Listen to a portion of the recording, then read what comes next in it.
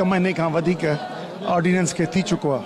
सॼी सिंध में उन जे ख़िलाफ़ नाराज़गी ऐं कावड़ जो इज़हार थियो आहे, पर मर्कज़ पंहिंजे ऑर्डिनेंस ते सोचण लाइ तयारु न आहे।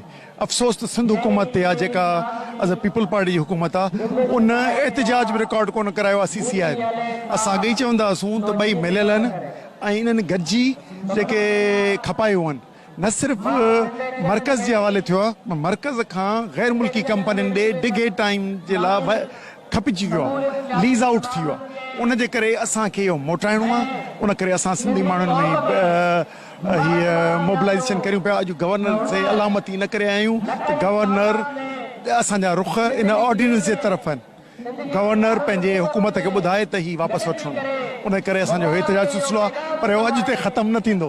यकीनन इनखे डिघो हलाईंदासूं ऐं ख़्वाहिश हूंदी त जीअं सिंध खे विरहाइण जा मनसूबा असांजे वतन दोस्त कॉम्प्रेस माण्हुनि ख़तमु कया आहिनि, तीअं सिंध खे खपाइण जा जेके टुकड़ा टुकड़ा करे खपाइण जा आहिनि, इनखे नाकाम कयो।